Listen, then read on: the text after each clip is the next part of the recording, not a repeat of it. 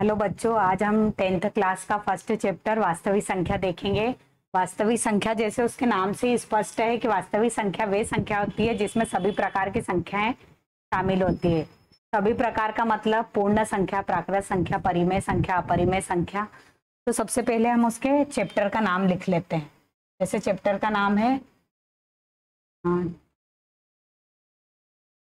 Chapter first.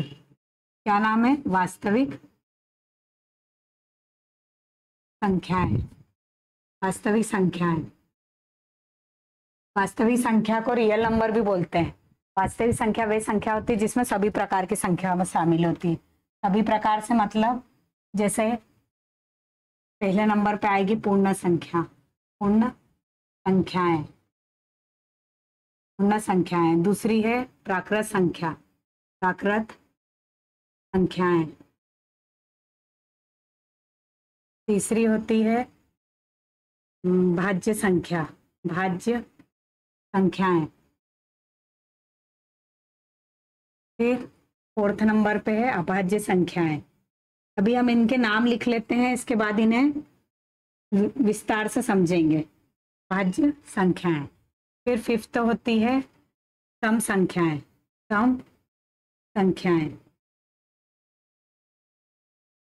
इसके अलावा 6 number पे लिख लीजिए पूर्णांक संख्याएं, पूर्णांक संख्याएं। 7th नंबर पे आ जाएगी सम संख्या है, जैसे हमने लिख ली। तो यहाँ पे विषम संख्याएं, विषम संख्या सम के साथ में लिखना था, इसे विषम संख्याएं है ना, विषम संख्याएं। अब इसके अलावा है भाज्य अभाज्य। अब 8th नंबर पे लिख लीजिए परिमेय संख्याएं, परिमेय संख्याएं। इससे हमें एक आइडिया हो जाएगा कि जो वास्तविक संख्या है वो क्या होती है और उसमें कौन कौन से प्रकार की संख्याएं शामिल होती है। क्वेश्चन तो हमारा एक्सरसाइज में से आएगा, लेकिन हमें इनका भी नॉलेज होना इसलिए जरूरी है क्योंकि जो विकल्प बनते हैं 2 या 3 नंबर के फर्स्ट चैप्टर से, वो इनसे बनते हैं।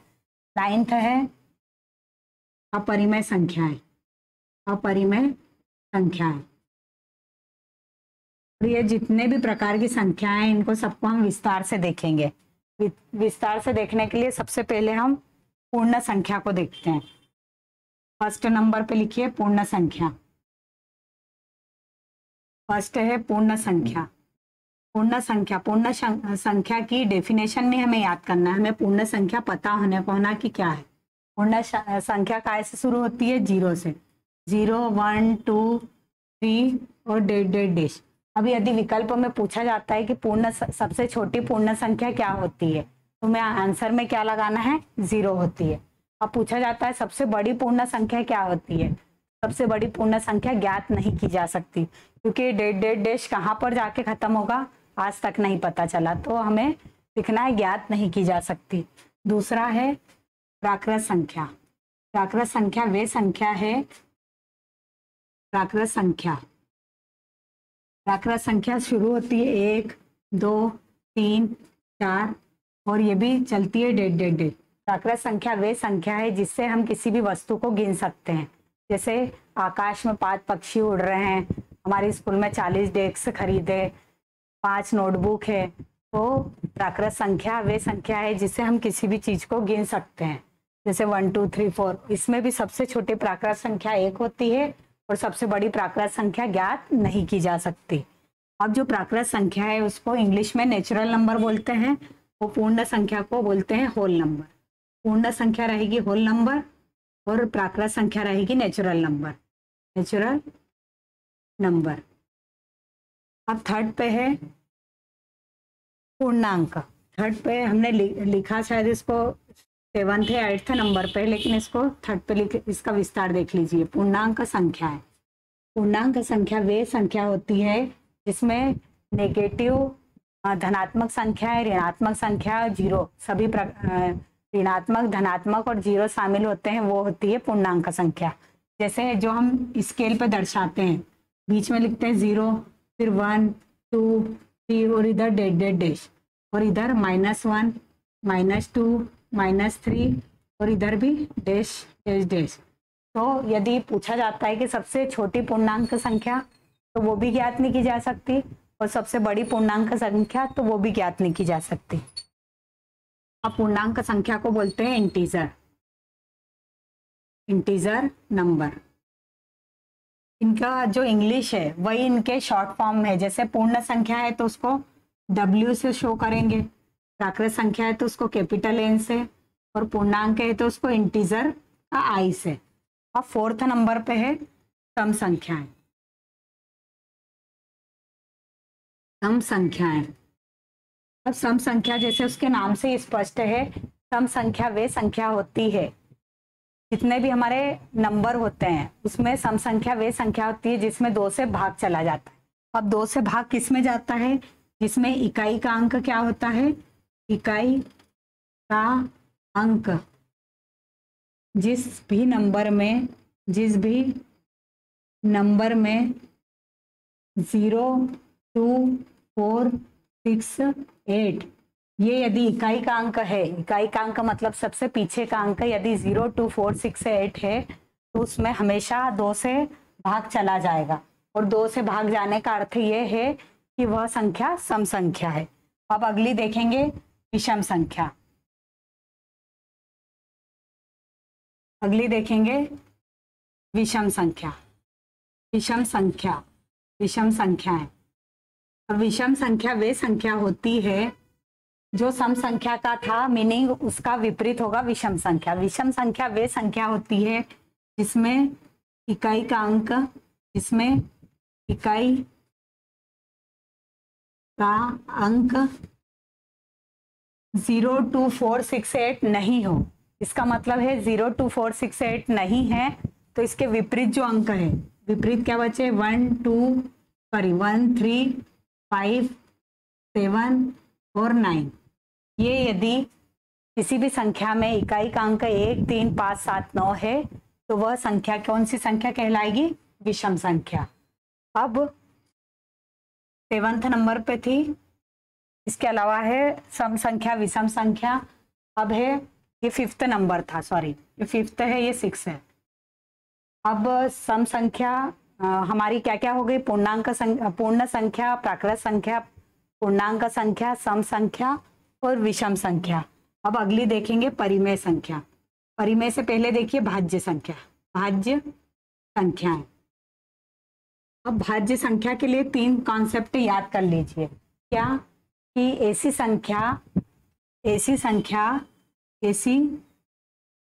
संख्याएं जिसमें ये 3, यदि 3 कंडीशन फॉलो हो गई तो वो संख्या क्या कहलाएगी? भाज्य संख्या। एक, या तो स्वयं से भाग जाए, जिसमें स्वयं का डिवाइड चला जाए जिसमें। दूसरा है 1 से डिवाइड चला जाए, 1 से डिवाइड हो जाए। और तीसरा है किसी और संख्या से भाग चला जाए, किसी और संख्या से भाग चला जाए। ये 3 कंडीशन जिसमें फॉलो होगी वह भाज्य संख्या कहलाएगी। जैसे भाज्य संख्या में मान लो 4 है, 4 ऐसा अंक है जिसमें खुद से भी भाग चला जाता है, फिर 4 ऐसा अंक है जिसमें 1 से भी भाग चला जाता है, और 4 ऐसा अंक है जिसमें 2 से भी भाग चला जाता है। तो ये कौन सी संख्या हो जाएगी? भाज्य। इसके अलावा और भी, जैसे 6 में 6 का भाग भी चला जाता है, 6 में 1 का भाग भी चला जाता है, और 6 में 3 का भाग भी चला जाता है। 5 नहीं होगी। 5 क्यों नहीं होगी? 5 में 5 का भाग भी चला जाता है, 5 में 1 का भाग भी चला जाता है, लेकिन 5 में किसी और संख्या का भाग नहीं जाता। इसलिए भाज्य संख्या वे संख्या जिसमें खुद का भाग जाए, 1 का भाग जाए और किसी और का भाग चला जाए। अब अगली देखेंगे अभाज्य संख्या।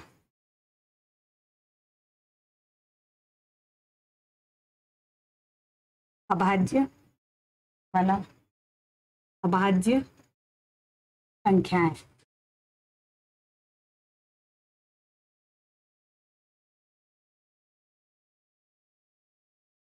अभाज्य संख्या वे संख्या होती है इसका भाज्य का विपरीत। अभाज्य संख्या वे संख्या होती है जिसमें एक का भाग चला जाए और स्वयं का भाग चला जाए और किसी और का भाग नहीं जाए।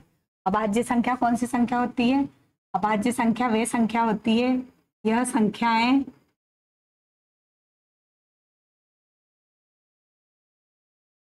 पहली कंडीशन होगी स्वयं का भाग चला जाए, स्वयं का भाग। दूसरा है एक से भाग चला जाए, एक से भाग चला जाए। और तीसरा है किसी और से भाग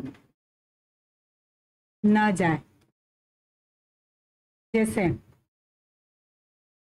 2 है, मान लो 2 में 2 का भाग चला जाएगा, 1 आएगा। 2 में 1 का भाग भी चला जाएगा, 2 आएगा। लेकिन 2 में किसी और अंक का भाग, किसी और से भाग नहीं जाएगा, इसलिए 2 क्या हो जाएगी? अभाज्य संख्या। इसके अलावा और भी अभाज्य संख्या है 2। इसके लिए हमने एक पैटर्न सीखा है। कैसा? आप सबसे पहले एक काम कीजिए, क्या करेंगे? 1 से लगा के 1 2 3 4 5 6 7 8 9 10 ऐसे 50 तक के नंबर लिख लीजिए। 11 12 13 14 15 16 17 18 19 20। ये आपको लग रहा होगा कि इसको लिखने की क्या आवश्यकता है, लेकिन यदि जिसने ये कॉन्सेप्ट सीख लिया उसे भाज्य अभाज्य में कभी परेशानी नहीं जाएगी। कैसे?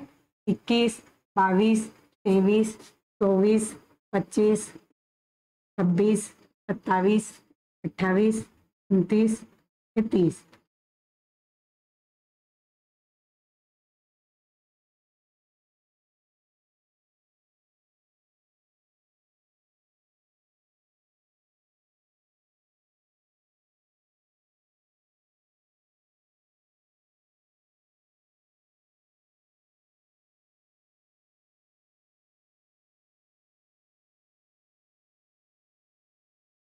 अब इसमें हम 50 तक सीख रहे हैं। ऐसे तो अभाज्य संख्याओं को कोई अंतर नहीं है, लेकिन हम 50 तक यदि हमने सीख लिया कॉन्सेप्ट तो हमें समझ में आ जाएगा भाज्य अभाज्य क्या है।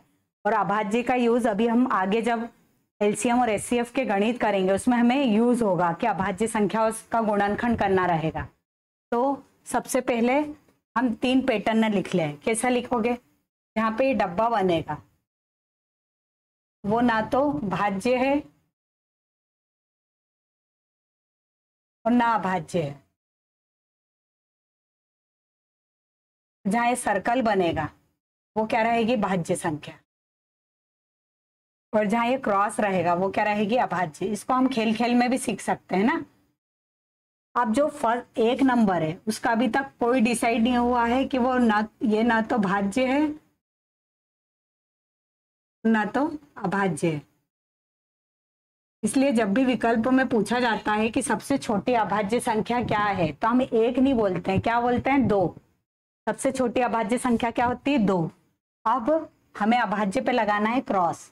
अब जो 2 है, 2 में 2 से ही भाग जाता है या 1 से जाता है, किसी और से नहीं जाता, तो हमको अभाज्य पे क्या लगाना है? क्रॉस। तो 2 पे क्या लगा दीजिए? क्रॉस। फिर 3 में भी खुद का भाग जाएगा या फिर 3 का जाएगा, किसी और का नहीं जाएगा, तो ये भी अभाज्य हो गई।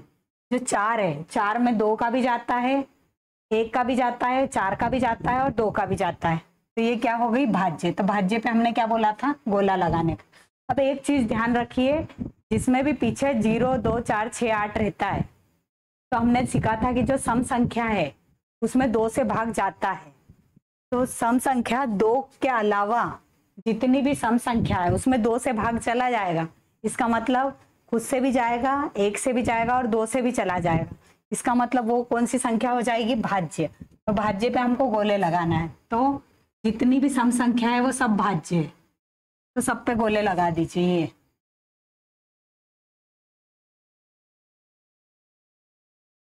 तो इससे हमको कम नंबरों में पता चल जाएगा कि अभाज्य कौन कौन से हैं। जिनके भी पीछे 2 4 6 8 हैं वो सब संख्याएं क्या हो जाएगी, भाज्य हो जाएगी। सब में देखो पीछे 2 4 6 8 है। ये जितनी भी सम संख्याएं थी सिर्फ 2 अकेला नंबर सम है जो अभाज्य है। बाकी जितनी भी संख्याएं जिनके पीछे 0 2 4 6 8 होते हैं वो सम संख्या कहलाती है।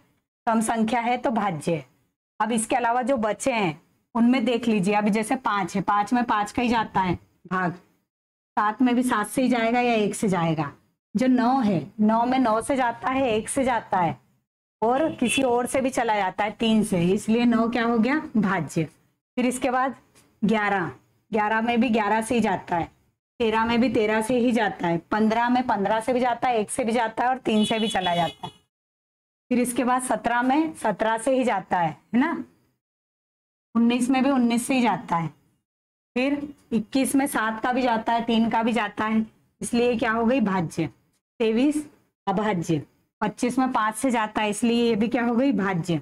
27 में 3 से भी जाता है, 9 से भी, इसलिए ये भी भाज्य हो गई। 29 में सिर्फ 29 से ही जाता है, इसलिए 29 भी क्या हो गया, अभाज्य। 31 में भी 31 से ही जाता है, इसलिए ये भी हो गया अभाज्य। 33 में 3 का भी चला जाता है, 11 का भी चला जाता है, इसलिए ये हो गया भाज्य। 33 में 5 से जाता है, इसलिए ये भी भाज्य। 33 में 37 से ही जाता है, इसलिए अभाज्य। 39 में 13 से चला जाता है, 3 से चला जाता है, इसलिए ये भी क्या हो गया है, भाज्य। अभी ये कॉन्सेप्ट आगे चल के बहुत बढ़िया रहेगा, ये हमें पता चल जाएगा तो है ना। 41 में सिर्फ 41 से जाता है, इसलिए अभाज्य। 43 में 43 से जाता है, इसलिए अभाज्य, ये भाज्य। 45 में 5 से जाता है, 43 में 47 का ही जाता है, इसलिए अभाज्य। 49 में 7 से चला जाता है, इसलिए ये भाज्य।